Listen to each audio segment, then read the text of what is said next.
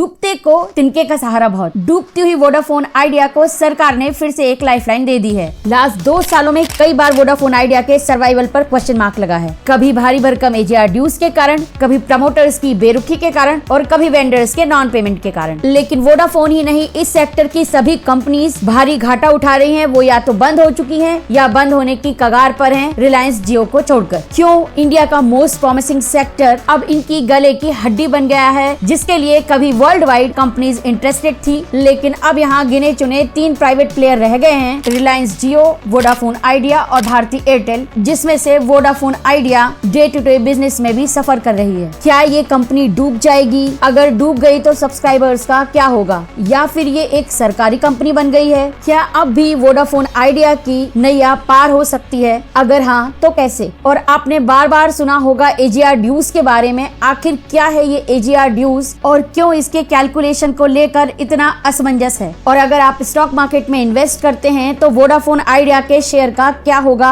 क्या कहते हैं एक्सपर्ट्स? ऐसे कई सारे फैक्ट्स हम डिस्कस करेंगे इस वीडियो में। Stay tune. साथ ही हमने वोडाफोन आइडिया शेयर एनालिसिस पर एक डिटेल्ड आर्टिकल बनाया है with its financials and all. आप उसे भी चेक कर सकते हैं, इसकी लिंक डिस्क्रिप्शन बॉक्स में है। एंड फ्रेंड्स, ये सारे एक्यूरेट फैक्ट्स एंड फिगर्स आप तक लाने में हम काफी एफर्ट्स करते हैं, सो हमें अप्रिशिएट और सपोर्ट करने के लिए वीडियो को लाइक कर सकते हैं। तो चलिए शुरू से शुरू करते हैं। 90s का दौर था प्राइवेटाइजेशन एंड लिबरलाइजेशन का। उस समय सिर्फ BSNL की लैंडलाइन हुआ करती थी, जिसे लेने के लिए भी लंबी वेटिंग लगती थी। और जब BSNL की सिम कार्ड आई तो इसकी वेटिंग महीनों की हुआ करती थी, और जैसे ही ये मार्केट में आती थी विद इन आवर्स ये खत्म हो जाती थी। इससे न केवल इंडियन गवर्नमेंट बल्कि इंटरनेशनल प्लेयर्स को भी इंडिया में इस सेक्टर की पोटेंशियल का पता चला। और 1994 में आई नेशनल टेलीकॉम पॉलिसी, जिसमें ये सेक्टर प्राइवेट प्लेयर्स के लिए ओपन कर दिया गया, जिसमें उन्हें एनुअल बेसिस पर कुछ लाइसेंस फी देनी होती थी। इनिशियली तो ये प्लेयर्स अग्री कर गए इस बात पर, लेकिन ये सेक्टर इतना कैपिटल इंटेंसिव है, यानी इसमें काफी सारा पैसा लगता है इसके इंफ्रास्ट्रक्चर को बनाने के लिए, और उसके साथ ही इतनी बड़ी फी देना कहीं उनके बिजनेस एक्सपांशन में प्रॉब्लम दे रहा था। तो इसका सॉल्यूशन निकाला गया कि वन टाइम फी ना देते हुए पार्ट ऑफ रिवेन्यू शेयर किया जाए गवर्नमेंट के साथ। टेक्निकली इन कंपनीज ने कहा कि आप हमारे एडजस्टेड ग्रॉस रिवेन्यूज में से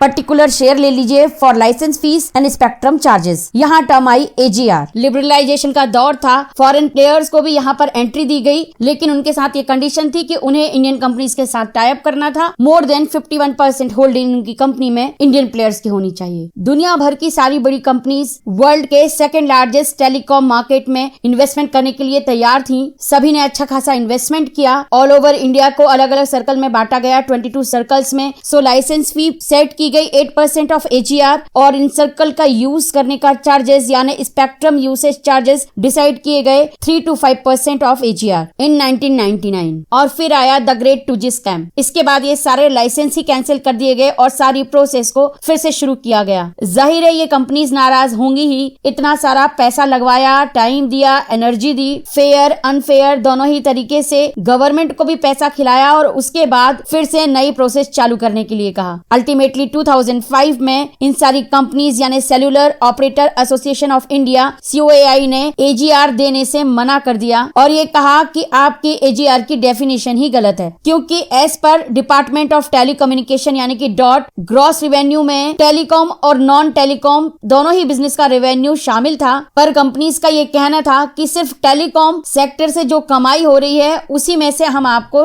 शेयर करेंगे, अदर इनकम में से हम आपको शेयरिंग नहीं देंगे। यानी टेलीकॉम कंपनी सिर्फ सब्सक्रिप्शन का रेवेन्यू शेयर करना चाह रही थी, जबकि गवर्नमेंट को अदर इनकम में भी शेयरिंग चाहिए थी, जैसे income from rent, dividend, sale of any asset. इसे एक लाइव एग्जांपल से ही समझ लेते हैं। वोडाफोन आइडिया ऑलरेडी इन्वेस्टेड है इंडस टावर में। अब उन्होंने बीच में अपनी शेयरिंग रिड्यूस की, यानी अपने शेयर्स बेच दिए, उसके बदले उन्हें कुछ हिस्सा मिला। तो गवर्नमेंट कह रही है कि आपको ये कमाई मिली है, इसमें से भी आप मुझे शेयरिंग दीजिए। लेकिन एज पर टेलीकॉम कंपनीज उनका कहना है कि जो मुझे सब्सक्रिप्शन से रेवेन्यू आ रहा है, चाहे इंटरनेट के थ्रू आ रहा है, चाहे लैंडलाइन के थ्रू आ रहा है, सिर्फ हम उसी में से आपको शेयरिंग देंगे। 10 साल तक ये केस घूमता रहा। 2015 में जाकर TDSAT यानी telecom dispute settlement and appellate tribunal ने इन कंपनीज के फेवर में अपना जजमेंट दे दिया। लेकिन 2019 में सुप्रीम कोर्ट ने इस डिसीजन को खारिज कर दिया और टेलीकॉम कंपनीज को 1.4 लाख करोड़ रुपीस के AGR भरने के लिए कहा, जिसमें न केवल AGR का अमाउंट एज पर गवर्नमेंट कैलकुलेट किया गया, बल्कि कंपनी से यह भी कहा गया कि आप आपने जो इतने सालों तक ये AGR नहीं दिया है उसका आप इंटरेस्ट भी पे कीजिए गवर्नमेंट को, और वो भी विद इन 3 मंथ्स यानी जनवरी 2020 में आपको ये इंटरेस्ट पे करना है। तब तक रिलायंस जियो की भी मार्केट में एंट्री हो गई थी, रही सही कसर उसने पूरी कर दी थी। कई सारे ऑफर रिलायंस लेके आया था कस्टमर्स के लिए, फ्री इंटरनेट, कम रेट पर कॉलिंग की सुविधा, क्योंकि रिलायंस जियो ने एंट्री 2G स्पेक्ट्रम घोटाले के बाद ली थी, तो उसे इस सारे AGR सिनेरियो का कोई भी लॉस नहीं हुआ था। और अगर बात करें तो काफी सारा इंफ्रास्ट्रक्चर और कस्टमर्स ऑलरेडी बिल्टअप मिल गए थे, और इतना बढ़िया फुल प्रूफ प्लान के साथ उन्होंने एंट्री की थी, तो उनकी सक्सेस तो तय थी। ये सारा AGR dues around 15 telecom companies पर था, लेकिन बाय 2019 उनमें से कई सारी बंद हो गई, और जो बची हुई कंपनीज थी उन्होंने सर्वाइवल के लिए एक दूसरे का हाथ थाम लिया। वोडाफोन इंडिया ने पहले हज को टेक ओवर किया, उसके बाद आइडिया से पार्टनरशिप की और कंपनी फॉर्म हुई वोडाफोन आइडिया। 2018 में ये अनाउंसमेंट हो गया था, लेकिन बाय 2020 इनका ये मर्जर कंप्लीट हुआ। इसमें वोडाफोन ग्रुप ने 45.2% की शेयरिंग ली और आदित्य बिरला ग्रुप ने 26% की शेयरिंग ली। भारती एयरटेल ने हाथ थामा टाटा ग्रुप का।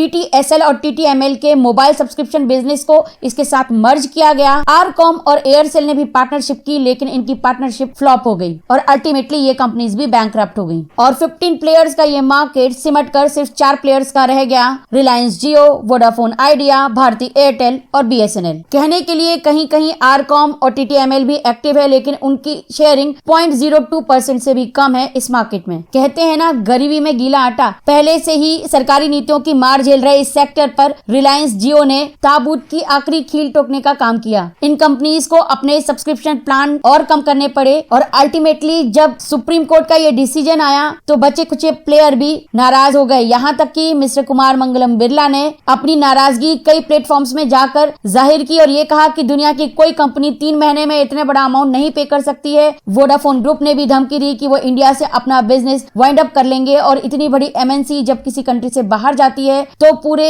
वर्ल्ड में ये एक मैसेज जाता है कि यहाँ पर बिजनेस करना मुश्किल है, और ये कहीं ना कहीं इन्वेस्टमेंट को रोकता है FIIs के, FPIs के। जनवरी में इन कंपनीज को ये AGR ड्यूज पे करने थे, कंपनीज ने ये ड्यूज पे नहीं किए, लेकिन सुप्रीम कोर्ट ने इसके बाद लीनियंसी दिखाई और कहा कि ठीक है, आप 10% ड्यूज ही पे कर दीजिए बाय मार्च 2020। उसके बाद सितंबर 2020 में कहा कि ठीक है, बचे हुए ड्यूज को आप नेक्स्ट 10 ईयर में भर दीजिए। और फिर गवर्नमेंट ने इस सेक्टर को सुधारने के लिए कई सारे रिफॉर्म्स किए। इवन इन ड्यूज पर 2 साल का मॉरेटोरियम लगाया, यानी 2 साल के लिए इन कंपनीज को छूट दी गई कि उन्हें कोई भी ड्यूज पे ही नहीं करना है। फिर कई बार प्राइवेट कंपनीज ने ये कोशिश की कि कहीं जाकर AGR ड्यूज के कैलकुलेशन में रिलैक्सेशन मिल जाए, उसमें तो इन्हें लीनियंसी नहीं मिली। बाय सितंबर 2021 गवर्नमेंट ने 4 साल के लिए ये ड्यूज ना पे करने की छूट जरूर दे दी। उसके बाद कई बार पब्लिकली मिस्टर बिरला ने गवर्नमेंट को ये ऑफर दिया कि आदित्य बिरला ग्रुप की शेयर होल्डिंग आप खरीद लीजिए। सरकार ने ऐसा तो नहीं किया, लेकिन जो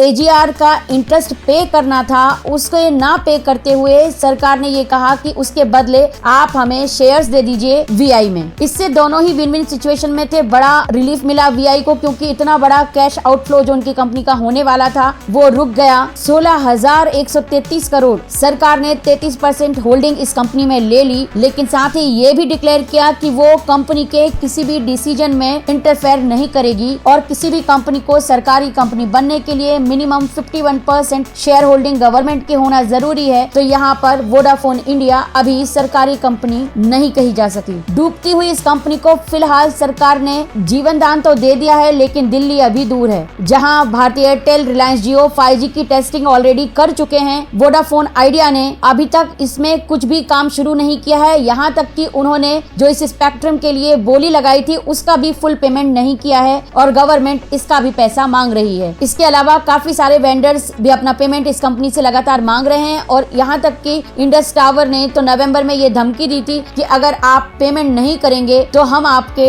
सिग्नल्स बंद कर देंगे, टावर सर्विसेज देना बंद कर देंगे। इसीलिए तब काफी बात उठी थी कि क्या वोडाफोन आइडिया अगले 3 महीने में बंद हो जाएगी, लेकिन फिलहाल जैसे तैसे VI ने उन्हें कन्विंस कर लिया है। अराउंड 7,000 करोड़ रुपीस का उनका ड्यू बकाया है, पर थोड़ा थोड़ा पेमेंट स्टार्ट हो गया है। इन केस कोई भी टेलीकॉम कंपनी अगर बंद होती है तो 30 डेज का टाइम दिया जाता है सब्सक्राइबर को स्विच करने के लिए, और फिर भी अगर सब्सक्राइबर स्विच नहीं करते हैं तो उनकी सर्विसेज जाहिर है बंद हो जाती हैं। लेकिन वोडाफोन आइडिया बंद हो जाए इसके चांसेस अभी थोड़े कम लगते हैं, क्योंकि गवर्नमेंट भी नहीं चाहेगी कि इतने बड़े सेक्टर में सिर्फ ड्यूओपली हो, यानी सिर्फ 2 प्लेयर रह जाएं। ये किसी किसी भी गवर्नमेंट के लिए भी सही नहीं है और जनता के लिए तो बिल्कुल भी सही नहीं है, क्योंकि फिर ये कंपनीज अपने मनमाने चार्जेस वसूल कर सकती हैं। लेकिन अगर आप शेयर की बात करें तो काफी सारे एक्सपर्ट्स का कहना है कि वोडाफोन आइडिया का शेयर नीचे जा सकता है। यहाँ तक कि CLSA ने तो ₹2.80 तक जाने के टारगेट दिए हैं, क्योंकि कंपनी पर more than 2.2 lakh crore rupees के लोन्स हैं। 15,000 करोड़ रुपीस तो सिर्फ बैंक्स को पे करना है। ऐसे में शेयर बहुत अच्छा परफॉर्म करे ये थोड़ा मुश्किल है। आपको क्या लगता है, क्या वोडाफोन आइडिया सर्वाइव करेगी? क्या वाकई इसका शेयर प्राइस ₹2 तक जा सकता है? कमेंट जरूर करें। आशा है आपको इन्फॉर्मेशन जरूर पसंद आई होगी, तो वीडियो को लाइक जरूर कर दें। Be informed, be profitable and keep watching wealth academy. Thank you.